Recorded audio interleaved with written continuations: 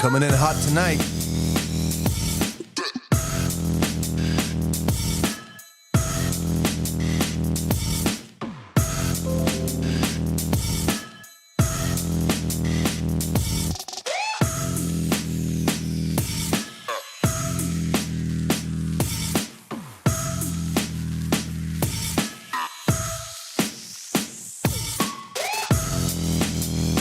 See if we can make this thing work.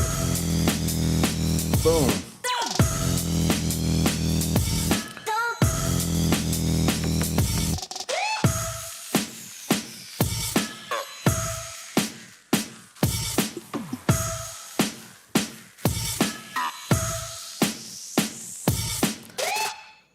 All right, let's go ahead and hit click live and get on Instagram.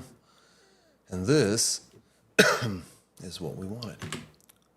How's everybody doing today? Hopefully you guys like that jam we had for the intro. Yeah, there we go. That looks good. There we go. Look at that. Nice and pretty. We got a good show for you guys today because I missed last week's show, and there were others. I don't think Alex is going to be joining us tonight. But we do have definitely a good show set up for you guys. Last week was pretty good with the video loads. Unfortunately, the video did not get a ton of views. Camera is screwed up again.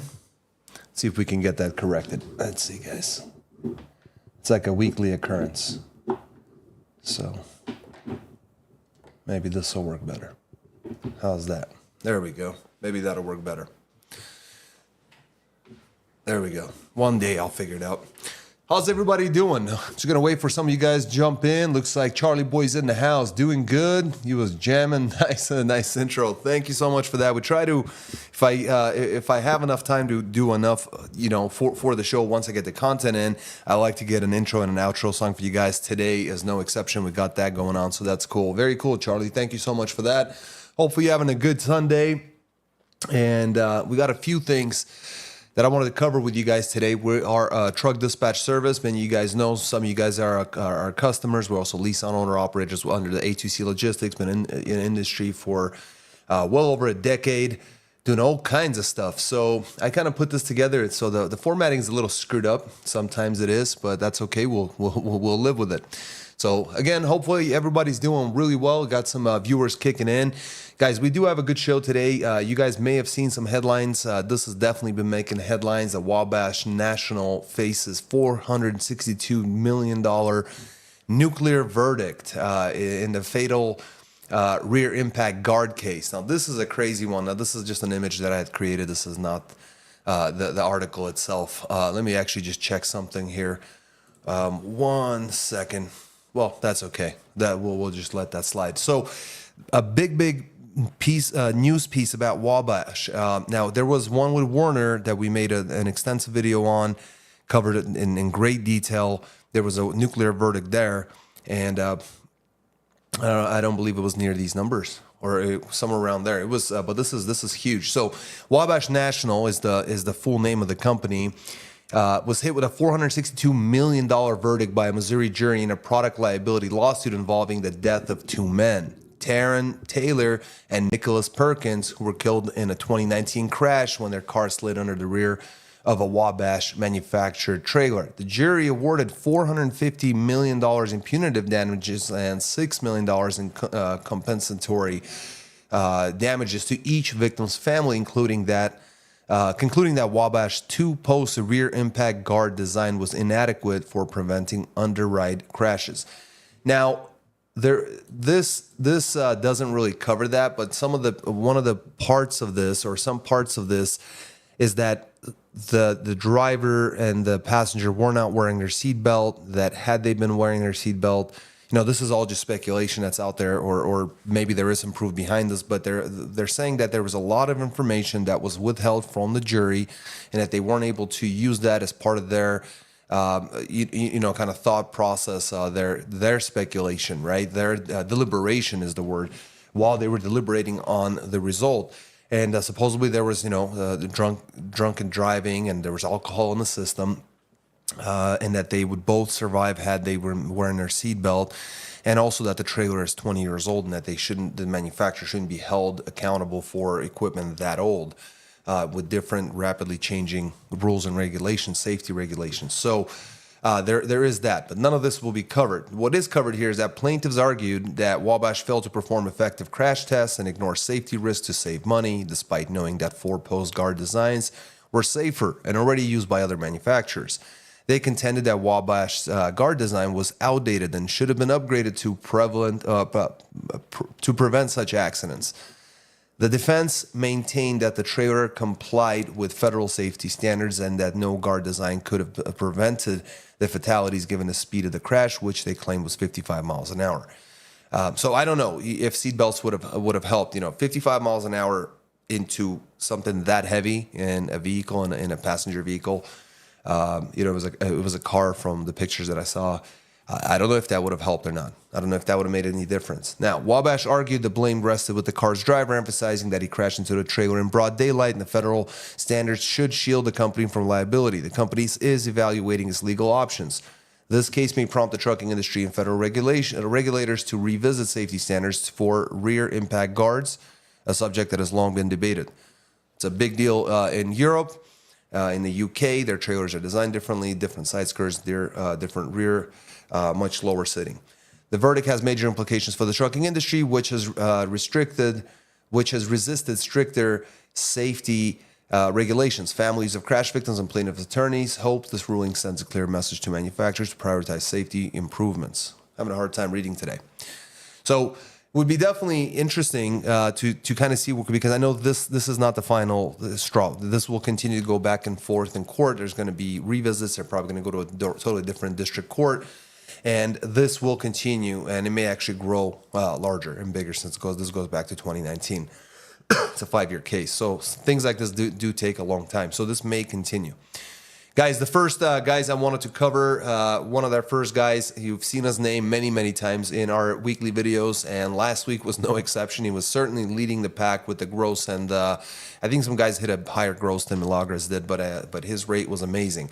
Milagres is pulling a 53-foot reefer, a long-time carrier customer of ours. He ended up grossing $7,153 last week, 7 days on the road.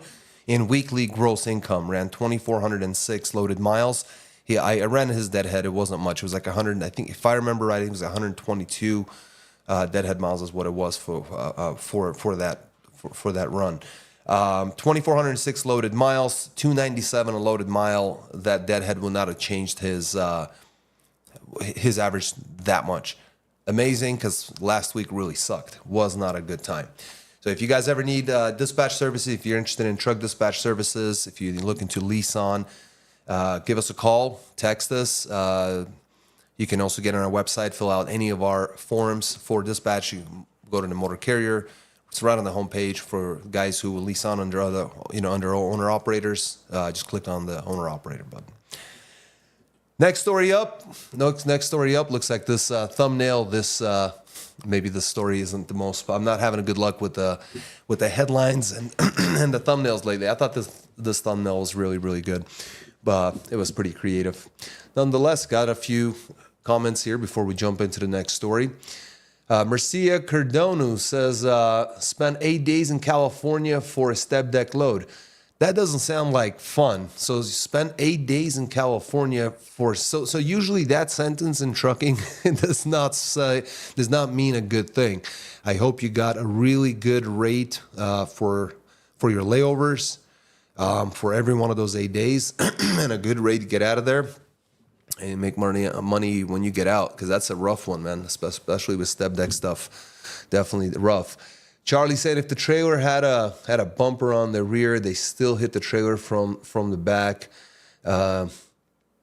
We as truckers need to stand up against the stuff. Yeah, so that's my point. You know what I mean? I think I agree with you there, because it's a very heavy vehicle. I mean, an unloaded trailer is about 19,000 pounds. If it's a loaded trailer, which I don't know if it was or not, a loaded trailer, more than that, but it's also hooked up to a truck. That's another 17,000 pounds. So, I mean, we're talking, major weight. We're talking very, very major weight, 36,000 pounds right there. Plus, it could have been loaded up to 80,000 pounds in total weight. That's an immovable, that's an immovable object basically right there. You're just smashing into it at 55 miles an hour. I just don't think that would have made any difference. I don't think it's a matter of a bumper or not. So, yeah, it's a tough one. Tough one.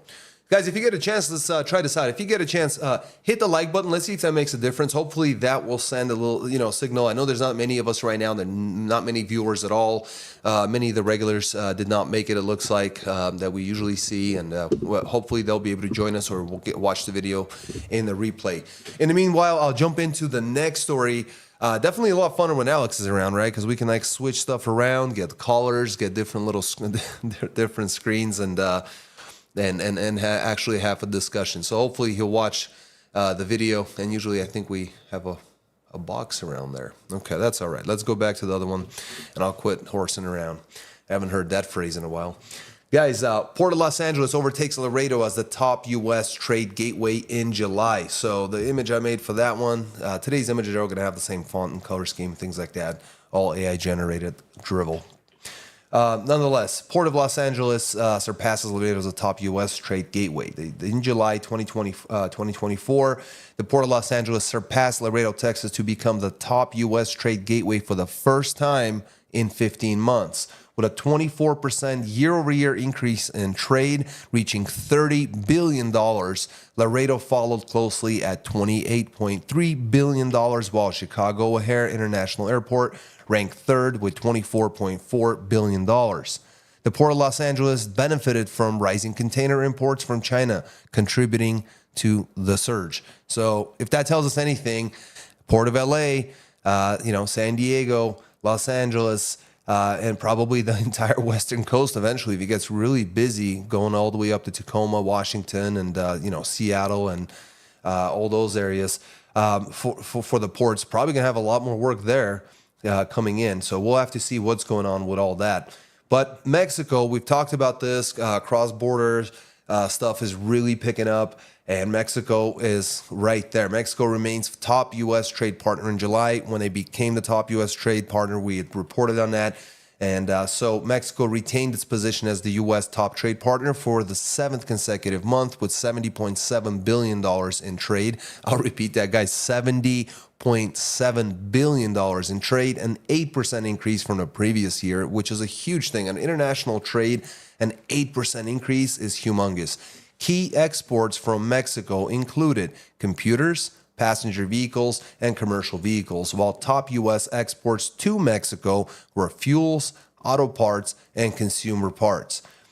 Canada ranked as the second largest U.S. trade partner in July, with China being third. So we're really pushing China out, replacing it with Mexico, doing some nearshoring, doing all kinds of creative ways of doing business to cut China out as much as possible and doing more business in North America in terms of NAFTA and Canada and Mexico.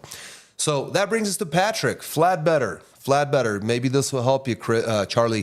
Flatbed 53-footer, which is fantastic. That really helps a ton. They're much better trailer. They're harder to come by, but they're more maneuverable, and there's stuff you can do with them with freight-wise that you can do with a 48-footer. But if you got a 48-footer, they are conventional. They are much more common, and we definitely know what we're doing with them as well. In Patrick's case, 53-foot flatbed, he knows what he's doing and doesn't mind tarping or anything like that. $7,725 in weekly gross, 7 days on a road, 3,736 loaded miles at an average of 207 per loaded mile. So an excellent job for Patrick. I don't know if his truck looks that way or not, but I imagine it would. It'd have to be a heavy hauler. So there's that. It looks like Adam Buser is in the house. So as soon as I talked about the regulars, and the regulars come in. Adam Buser, probably been saying your last name wrong all this time, man. He says, "How you doing? Just got home this morning from the port. Oh yeah, how is that looking over there? You're in? If I remember, I think you're in Texas, aren't you? I think you're in Texas, aren't you? In Orange, Texas, if I remember right." Might be mixing you with somebody, but I'm pretty sure I'm right. Nonetheless, port work would be definitely looking like it's going to be picking up. On the other hand, they're saying that a lot of the containers that are coming in over rail, at least, are empty, and then a lot of stuff's coming back to us over the water also as empty containers. Maybe we're just getting our our sardine cans back so we can fill them up. We don't have anything to fill them up with. We don't really manufacture anything. Nonetheless, moving forward with the next story. Don't know if you guys are aware, California, they had their different types of rules and regulations, laws that they were trying to put into effect or did, and there was a law, all the lawsuits that came of that. Well, they're at it again, and it's definitely interesting. They're trying to expand their state powers to control warehousing and truck routes, and there's a lot of opposition for this because they're more concerned about like noise regulations, things like that. And others are saying, well, we have ways to regulate noise. We have city ordinances. There are already powers that are available to be able to do these things. And nonetheless, they're trying to move forward. Now it's currently awaiting Governor Gavin Newsom's signature. It's AB98, and it proposes a significant shift in regulating warehouse sitting and trucking routes, traditionally handled by local governments. The legislation, which has sparked opposition from small businesses and local authorities, would introduce statewide regulations requiring warehouses to adhere to new truck routing plans, buffer zones, and environmental standards, among other restrictions. So, once again, the California EPA, the EPA may not be involved in this. However, they are definitely, in California, it's like 1 and 1. The bill, primarily targeting California's Inland Empire, mandates truck routes to avoid residential areas and sensitive receptors. Despite its swift passage through the legislature, critics argue that the bill could hurt supply chain jobs and impose logistical challenges, especially in smaller communities. It also includes provisions for compensating displaced residents if housing is destroyed for warehouse construction. Though some businesses and local governments local government groups have raised concerns, a cleanup bill may be introduced to address its broader implications. So it's pretty gnarly. Like they just basically set their own rules, regulations. Businesses have to do have to abide by these rules, and it takes 3, 4, 5 years for all the lawsuits to settle. By that time, most of the people involved in those lawsuits have already run out of money and gone out of business. So it's almost like that's done on purpose. Now, Adam is saying he said New Jersey pretty busy at the port with all the unloading and ship and passenger baggage. Okay, so that's what you're dealing with. So you got your TWIC card, you got all that taken care of then. And then he's saying mostly in Bergen County. Sorry, I got a little icon covering part of your message, but I'll see it as soon as it goes up a little higher. But close to New York City, I'm assuming.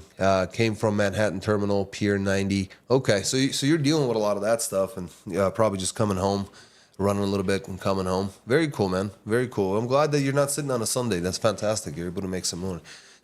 Roadrunners in the house. Howdy, howdy. Hey, how you doing?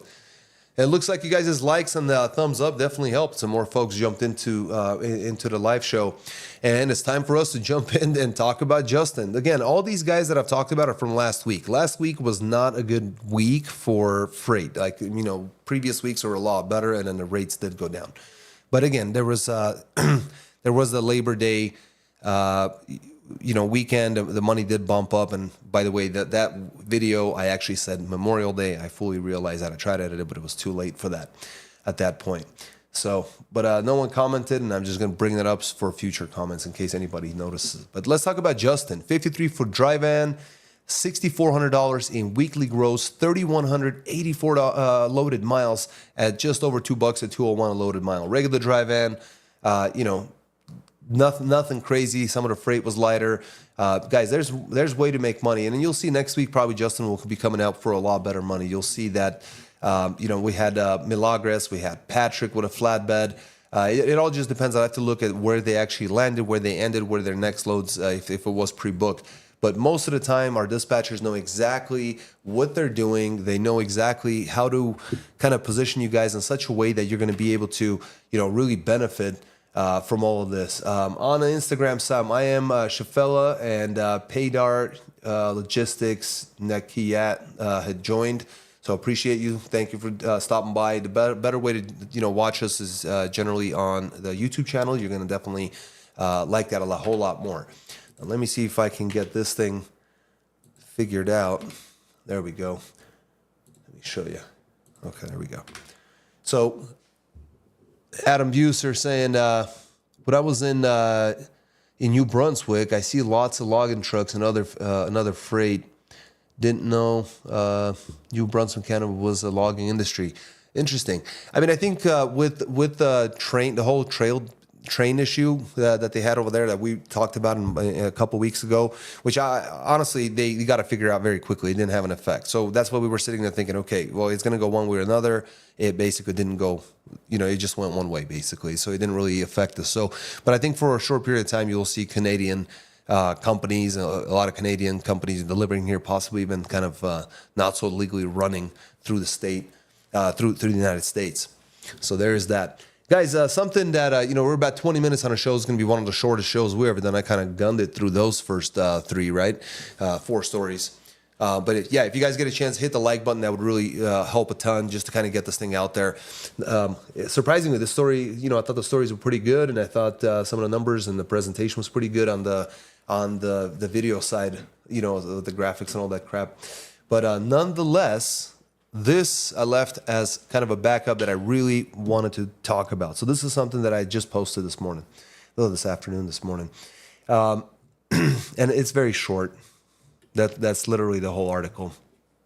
And the whole concept here is that there's going to be things that are going to be holding you guys back, holding your trucking business back, and it's always the same thing. So that's why it says like facing the truth, hidden challenges, and the cycle. So you have to break the cycle of. We see this all the time, not in everyone, but in almost everyone. Customers come in. I mainly deal with the MCs, right? With the dispatch side of things. I mean, Kevin handles the owner operators. We can bring him on. He can tell you some of the stuff that happens on his side and how these things repeat and whatnot. Let's see if maybe that's better. And how these things, the repetition of some of the questions and scenarios that he runs into, and kind of with the problems that he runs into, and some of the things maybe that he could clear up for the audience.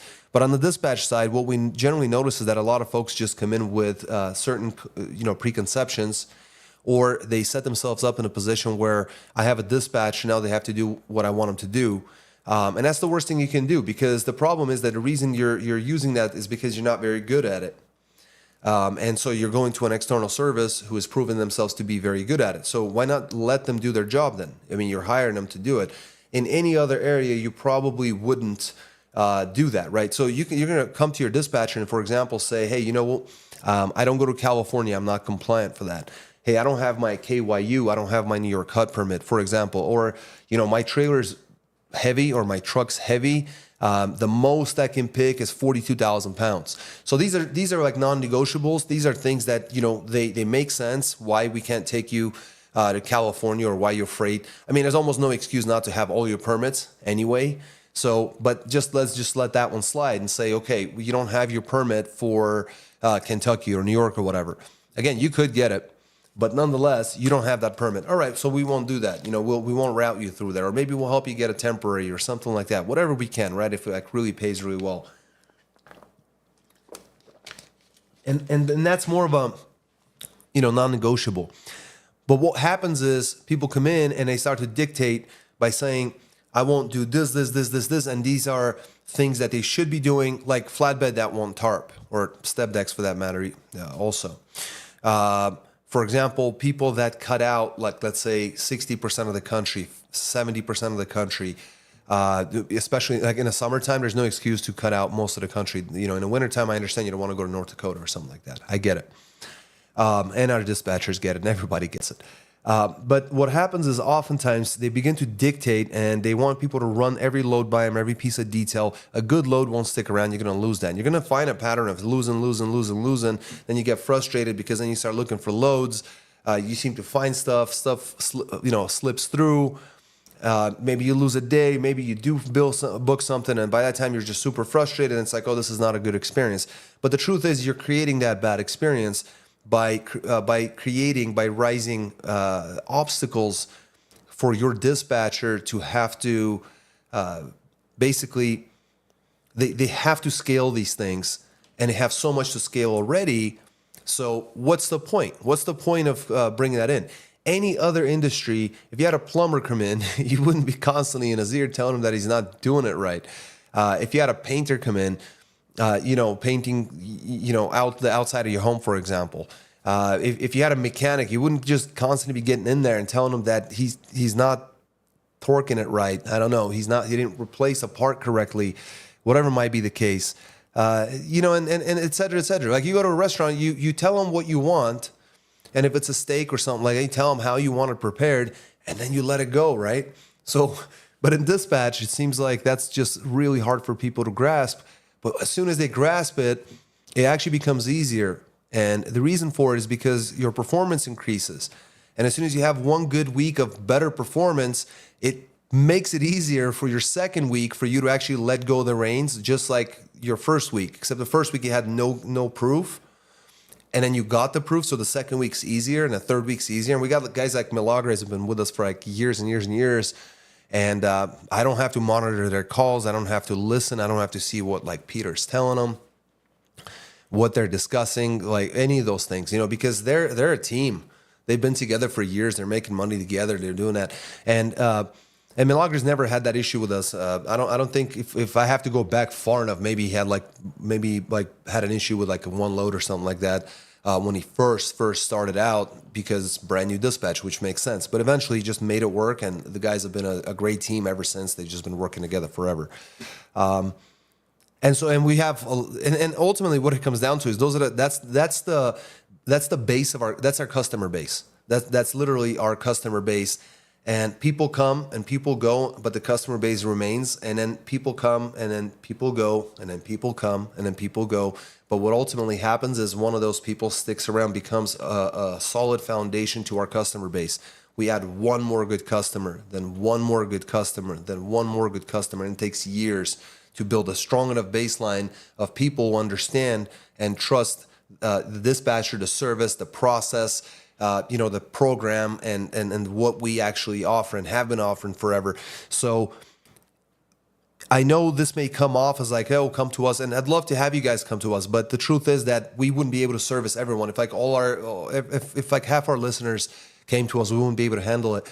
And a lot of folks wouldn't really be qualified with box trucks and wrong equipment or wrong attitudes. But at the end of the day, if you can correct that attitude and give that dispatcher a shot. Now, I'm not saying it's always going to be great, because you might have gotten maybe you went with a dispatch service that just sucks. And so giving them a shot is going to give you crappy results. But the truth is that there were telltale signs, there were red flags. There were things there that you probably heard, your unconscious mind picked up on it, your spidey senses picked up on it, but maybe you just chose to close your eyes on these things, or just give it a shot or whatnot, let it go. And then the other thing is you do have to give some time. You don't expect to receive all the mana within a week of running. It all depends where you started. Plus, the first week is really rough. You got a new guy you're working with. They're new to you. You're new to them. You got to give it 2-3 weeks. You got to do that to be able to at least come up an average. If you can give them on even 4 weeks and come up with an average, look at the numbers, compare all the figures, look at the costs, the expenses, the gross. And then also remember, during that month, during those 4 weeks, you haven't had to take any calls. You haven't had to fill out any packets. Yeah, you will have to help out. Sometimes emails will come to you. Sometimes you'll get text message verification codes that will come to you. You have to get those over to dispatch real quick. But I mean, you just text it over, forward it. It'll take you like 12 seconds. So it's just very, very minor stuff. But during that time, you haven't had to do most of these things. You haven't had to do the back office. We handle billing and invoicing, the packets. Your dispatcher handles all the direct communication, negotiation, all the phone calls. They do a ton of phone calls before they land a good load that actually works out. And then we do the, handle billing and invoicing, credit checking, and, deal with your factoring company, make sure that you get paid if you factor. If not, that 30, quick pay, whatever, that's up to you. We can, make the invoice for you at the end of the week, but you're going to be responsible for handling that. So, watch your own AR, accounts receivables, accounts payables. You want to make sure to keep watching that and break these cycles of bringing your negative to the company. That negative is where it got you where you're at. You know what I mean? I get it. The market's really bad and it's been an extended stay, so that sucks, but we're all in it, and some people are doing good and others are not. Like, I guarantee you, Milagres, he hasn't had a bad week. Like, he hasn't had a bad week in years. How is that? Like, how is that even possible? The only time he has a bad week is when he's on vacation, and he rarely goes on vacation. So That's the truth. So you have to face these things and buy yourself an orange truck. Embrace change, guys. I put here, I've been in this industry for over a decade, leading multiple companies to success. We've helped carriers expand their fleets and increase profitability. We've helped owner-operators get back on track and start earning again. We've worked with company drivers, leased on owner-operators, and independent truckers of all kinds. The common thread among those who succeed is their willingness to learn, their coachability, and their humility in trying new approaches. So that's all it comes down to. You gotta have that humility. Sometimes it's better when you just don't know anything at all, because then you're gonna make a ton of mistakes, but you're gonna ask a lot of questions. But sometimes if you've been in the industry for a while, or you've been out of the industry, or you've been a company driver, or maybe you were an owner op and you want to do a carrier, you may feel like you know everything, and it makes it really difficult, especially if you've been in the industry for 15, 20, 30 years. It's really difficult to bring yourself to a point where you can ask some questions. But that's why we have our videos. That's why we have our live call-in show. That's why we have all the support. Call us, call Alex, call Kevin, OV. There's a ton of people you could be talking on every side of the business, from safety to compliance to accounting to dispatching. There's just so much there, and it's all available to you guys. It absolutely, in person, you guys could stop by our office, meet with the very same people. So it's all there, but you have to be able to overcome these things. You have to be able to just step over all these issues, and I promise you, your whole business will change. You have to be able to do that. Like, one of the issues that I had that I did, and I always did with every business, and including trucking, is I did everything myself, and I just couldn't let it go. So I'm the best example of the things that I'm asking you guys to do. I wouldn't do those things. It was just very, very difficult. And life had to really beat me up, and business really had to beat me up to be able to get me to a point where I would actually start to delegate things. But you just want to make sure that the people you delegate these things to are better than you. So if accounting, if you need that service, get some people that are going to do a really good job, better than you. Get like the video editing. Today I looked at the video that we did, our very first loads video in this series. I watched that. I had a whole lot more hair on my head, and I think all of it was darker. I think. Nonetheless, the video sucked. It was our first video. The graphics were terrible. At the time, I thought it was great. I thought I was doing a great job. I know that if I skip forward 6 months, a year, 2 years, there were also changes and things like that. So you will grow, but you gotta be able to get started, give it time, make those improvements, and work with your dispatcher. Like, in that sense, you have to work with your dispatcher and explain, okay, last week was good. Hey, you know what? I didn't want to go to New York, but you really pushed me, and it wasn't so bad. So feel free. If the money's really good, I still prefer not to go, but if the money's good, I'll go there. Hey, you just open up a whole market.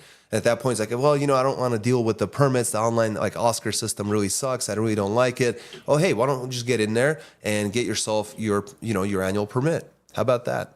Just renew it once a year. You can even get an annual filing basis and only have to file with them once a year. After, once you have the whole January to file for the whole year, for the prior year. So that's not really difficult. You have a whole month to do that in a year. So you want to be able to do it. You want to be able to explore those things. We had customers who start off with a van, then try a reefer. We've had guys who were doing vans and then went to a flatbed. We had a guy who just did a whole mix of that stuff. He never drove. He was a company owner, and he ended up with 19 trucks at the very end before going out of business. But nonetheless, they've had all kinds of stuff, mainly vans and reefers, though.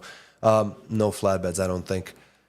Or maybe at the end he did have flatbeds. Nonetheless, he started off with 4 trucks when he first started. 4 trucks to 19 in a matter of 3 years or something like that. Yeah, I think 2 or 3 years. Rapid expansion. And I'm not saying that that's right. Ultimately he went out of business, but at the end of the day, he was able to, hey, I'm not going to be able to dispatch 19 trucks. I need help. So he had himself one assistant, and then also he had us for dispatching, and an assistant handled other parts of the business because it's 19 trucks at the end of the day. It's a lot of money, a lot of insurance, a lot of claims, questions, billing, invoicing. Did we get that money? Was that correct? Who do we need to call? And then also his drivers mainly spoke Spanish, so there was a lot of in-between communication and stuff like that. Now, when we first started, we had a Spanish-speaking dispatcher, which we no longer have. And that definitely helped a lot. But ultimately, at the end of the day, had he just been like not taken, because he didn't know anything about trucking, had he not taken anything in, had he not been asking questions, not been open-minded and taking in what was actually explained to him, he didn't know anything. Like, he didn't know how to book anything. He didn't know load boards. He just had money that he invested and opened a company step by step, did some things right, just enough to be legal and be operational, but he had no idea what he was doing. Very similar to how I started, except I didn't have any money or knowledge. But nonetheless, but he was able to grow that to, I guess in a way, now that I tell you guys the story, I kind of feel like he's a major success story, to be honest with you, because he didn't know anything when we started. He knew nothing. He had those 4 used trucks and 4 drivers, hauling freight cross country, and he was based out of Miami, Florida, 2 of all places. Wow, yeah, I use him as a spokesman for the company. But the bottom line is that he was able to grow his company, was able to expand, add trucks, and make it happen. And you guys can too, but like way too many of you guys bring like wrong ideas, ideologies, wrong concepts, and a lot of you guys are initially like really seemingly good people, and then you start talking to dispatch in such a way like they're your slave or something like that. That's never cool. That's never good. And so it really brings out, like they're not like indentured servants or anything like that. So, and I've said this in previous videos, but the reason I bring it up is because it does come up, but it really shows more about your fixed attitude. Try to be a little bit more flexible, about these things, because this market, it will not take, it's like the wind. If you're not flexible and you're like really rigid, it's going to break it. It's going to break the tree. So, yeah. So he's saying, Adam Buser says, he's out in New Brunswick over there. He says it's 165.5 Canadian dollars per liter, more expensive than 360 per gallon. You know what? I think that definitely is, but I think without a doubt. But I'd have to, I don't want to put my head on the, let's see here. I don't understand liters. He understands kilometers, but I do know kilometers. I gotcha. Yeah, we'd have to convert one into the other. I forget what it is. I think 1 gallon is like 4 times, right? So 4 times the size. So that's so that makes it tough. That's why it's very, very expensive. But 165 Canadian dollars for a liter of diesel, that sounds absolutely absurd. Are you sure you got that number right? Okay, maybe the decimal point needs to be carried over. I don't know. That seems very, very expensive. But nonetheless, guys, this is what I want to talk to you guys about. Appreciate all the viewers that have been sticking around. Thank you for all the comments. Thank you guys for everything that you do. If you need dispatch service, we're available. If you need to lease on, we're available. I made some changes to the site, and unfortunately, although I made it better, for some reason, there you go. It's become extremely slow, and it doesn't work. So if it takes a minute to load for whatever reason, I'll continue to working on it to make sure maybe I can get things fixed.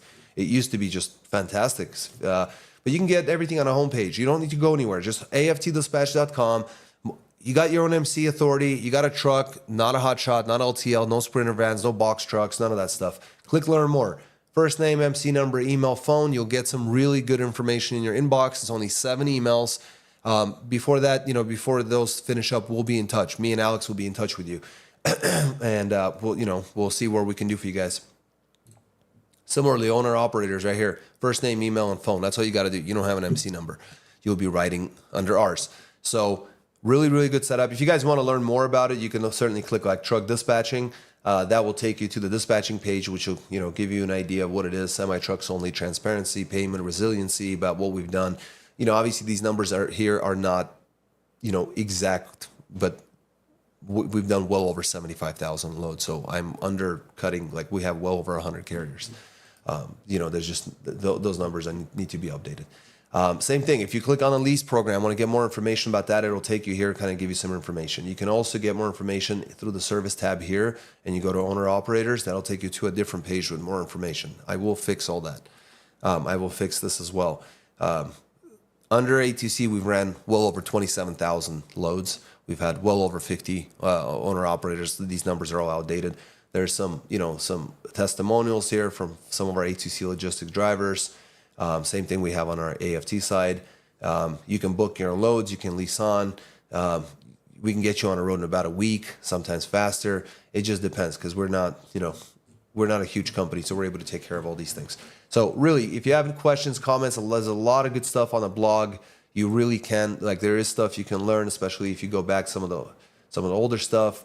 Some of the stuff was written for like SEO purposes, of course, and to drive traffic, which does work for my goals. But the good stuff, it's in there. You guys can definitely dig it up. There's a lot of good information. There are posts here that will actually show you how to book your own loads. And I'm not talking about like 400 words. We're talking 4,000 or 5,000 word articles broken up with a table of contents. You can click through, jump around, and there is really good information. This is not fluff. There is some fluff. There is some stuff here that I got a little too creative. Like, for example, choosing the right business structure for your trucking company. This thing really went in. What in each one of these things: sole proprietorship, partnership, limited liability, corporation, S corporation differences, making an informed decision, and of course a plug for the company and a legal disclaimer. Like, we really went through. So if you're a new company, you're looking to start up and open up a new company, there's that, because everyone runs towards LLCs, but is that really the way to go? A whole bunch of people are doing sole proprietorships, like way too many. I see you guys on the setups on the W9s. Why are you doing that? Some people are doing LLCs, but taxing themselves as an S corporation once they get the allowance from the IRS.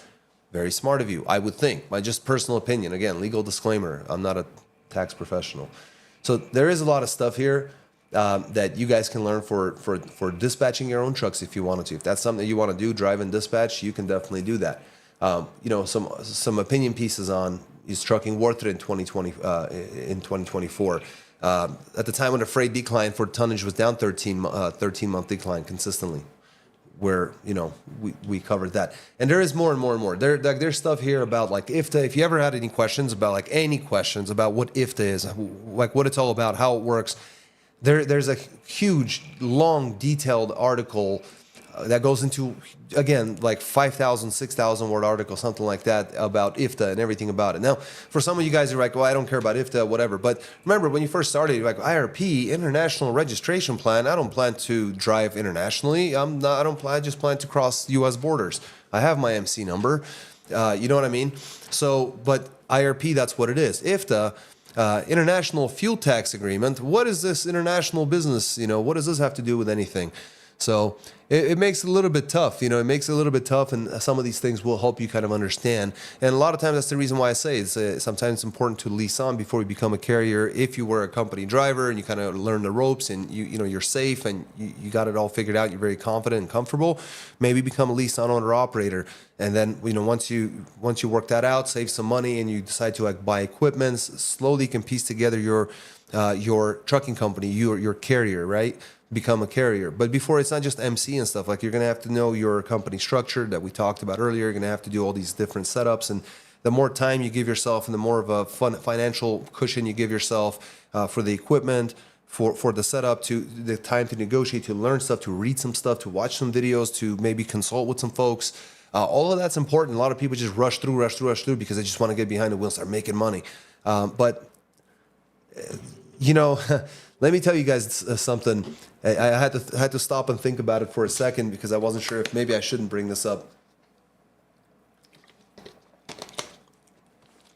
When I was a young guy, college years or whatever, I'm still a young guy, but college years, you have these weird jobs here and there, right? Just different odd jobs. And one of the jobs that I had was being a security officer. Just, no weapons, nothing, unarmed security officer, rent-a-cop.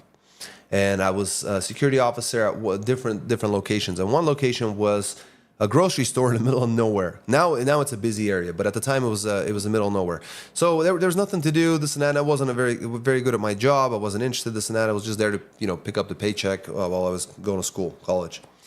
And, just thinking back, I definitely could have done a much better job. Nonetheless, I did a lot of reading, and there was not much reading in the reading section, and so I would just go and pick up a book or whatnot. And the only stuff that was really interesting was there was a book by Donald Trump, and this is why I wasn't sure if I should talk about it or not.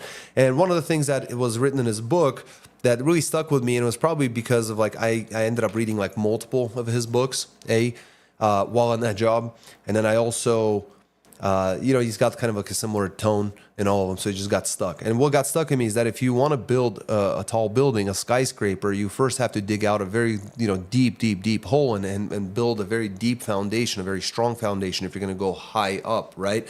And so by rushing through your company, you're essentially saying that I don't want to build a skyscraper. I want to build something that if it gets a little bit of wind, a little bit of wind hits it, it gets a little windy, it's going to knock it down and blow it to pieces. And and that's not how you guys that's not a good attitude to have to getting into business. Like, there's just no point of doing that, because you're going to spend so much time, energy, money that you've earned, saved, that you could put other good use, because you're pretty much setting yourself up for failure. So if you know you're going to most likely fail, you're increasing your chances, then why not just spend that money on something more positive, right? Like, just go, there's a million other things you could patch up with that money. So why get into business? Not setting yourself up for success, but setting yourself up for failure, was because people want the action. They want to drive the truck. They want to get those checks coming in. They want to get those deposits, right? And you can get lucky. There have been guys out there who got super, super lucky, but do you really want to set aside all these funds, all your time, your life, your energy? You're going to be on the road away from family, friends, good times. There are other ways to make money, right? There are other ways to make money. So you're going to do all that, and you're not going to try to assure that you're going to do yourself a favor, so you don't set yourself up for failure. That's what I'm talking about. So do your due diligence, guys. Do your due diligence. Ask whatever questions you got to ask. Call whoever you got to call. Go to forums. But don't listen to everybody. Don't listen to past glory. Don't listen to truckers' past glory. Every trucker on the truck stop's got stories of past glory. Everyone had 33 and a half trucks, but then something happened. Now I'm back on the road driving this 1995. So there's a lot of that in the industry. Well, since it's been years, we should bump it up a few years, not a 1995. It's a privilege to drive a 1995 now. It wasn't like that back in the day. Let's see here. Yeah, $3 a gallon out of Georgia. It's that ain't bad at all. $3 a gallon. Does the decimal point need to be moved? I do not get it. Well, what you're doing there is 165 Canadian dollars is going to be different in US dollars. And then you got liters, and then you got gallons, right? So we got to convert each one of those. I don't have a window open, but I guess we could convert that to figure out what it is. And then you got let's see, $165.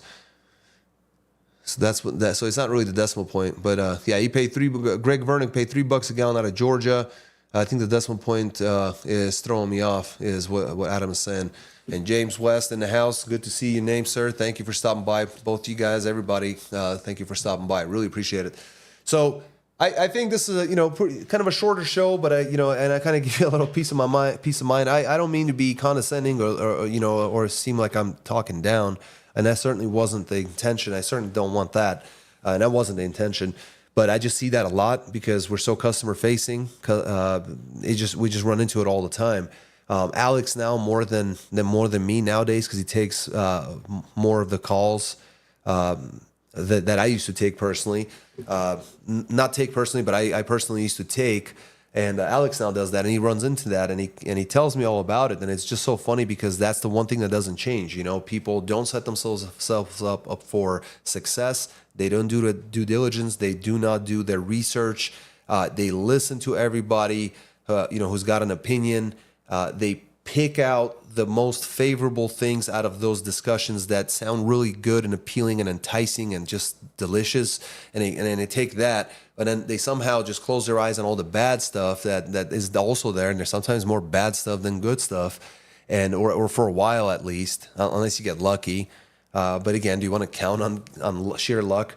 So there's a lot of that. And then, eventually they'll struggle, and then they'll go to a dispatcher, or they'll go to a dispatcher right away. And if it was us, we won't take you because we're going to waste our time and you're going to waste your time. So it's going to be really, really difficult. So it's might as well that you go out there and really try and spin your wheels for a little bit till you get a little bit of traction, let a little bit of time go by, get set up with a few companies, learn to talk to brokers, figure out the markets, and really struggle a little bit because that's just how it is. and then we can take you on. Or you can go to another dispatch company that promises, oh yeah, we have brokers, customers, we have this, we have that, and maybe you'll even get some loads. But then you find out that they're not under your MC, they're not building up your MC, the packets aren't there, you're carrying liability for it, you're hauling the freight, you don't actually have the true rate cons, you don't actually know what you're making, and they're just paying you whatever. You're just agreeing to the stuff, and then you're paying them a percentage. Well, then maybe it doesn't really look so appealing anymore. And I see that a lot as well. So there are lots of different avenues, guys. I'm not saying that that's even the wrong avenue, because at the end of the day, maybe it it brings in some gross, so there's some positivity there. On the other hand, you're completely you're completely open for liability. You're completely you're naked in the eye of the law, because if something happens, that your insurance company will back out and say, well, it's not even our load, it's not even the carrier. We're covering this equipment, that's what it is, but the cargo is not covered. This isn't even low. In fact, they might not even cover your equipment because you were hauling freight and you weren't interlining and you weren't on the rate confirmation. So hence those loaded miles aren't covered by the insurance company. So again, I'm not preaching insurance, not financial advice, not legal advice, none of that stuff. But just understand, like if you were interlining, that'd be a different story. But guess what? The whole setup would be different. You'd have a different packet. You'd get set up. The rate confirmation would have some designation there. The line haul would be broken up. There would be a mileage calculation, and that would be legal. But most people don't want to deal with that. So that's what I'm saying. Sometimes people get in over their head and start working with some of these dispatch companies that aren't really dispatch companies. Like, we're a dispatch company, and a lot of these guys that just call themselves that, but they're not that. They're a carrier. Basically, they're a carrier, and oftentimes a carrier and a broker under a different MC usually that you don't know about because they wouldn't tell you about it. So there wouldn't be any way for you guys to know. So nonetheless, I'm gonna quit my yapping. I got a nice. I think it was a pretty chill track that I set aside for you guys. Hopefully, you guys had a really good weekend. Again, take a look at last week's video if you get a chance. I thought it was a pretty cool one. I rented an electric vehicle, had some fun driving that. I saw the pros and the cons, kind of talked about it in the video, then kind of juxtaposed that with an electric semi-truck and how that would be. Looked at the kilowatt-hour charge times, looked at the availability of different chargers, my experience of it with a 200 kilowatt-hour battery versus a 900 kilowatt-hour battery, what that would be on a Tesla semi-truck, for example, and just put it out there in a 5 or 6 minute segment. So if of interest, give it a shot. I think it was a pretty cool video.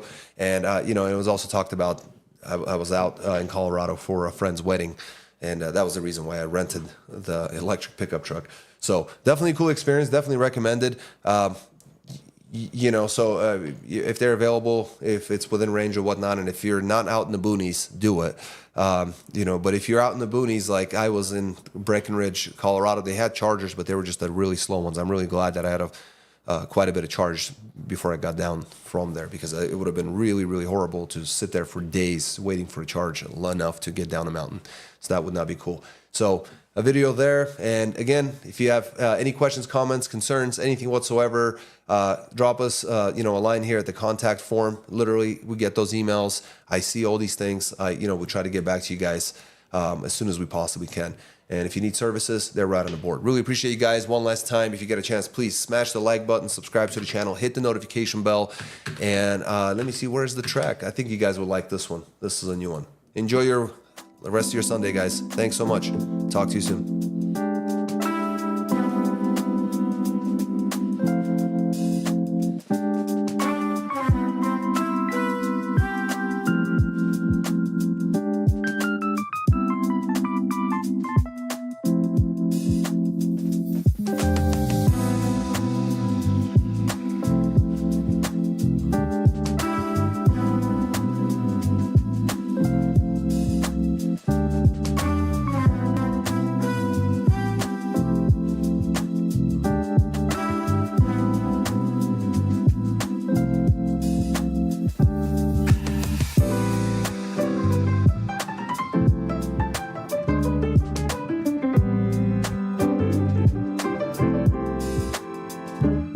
I got the good tunes, huh? People sticking around for the music. I really appreciate that, guys. I really do. Very cool.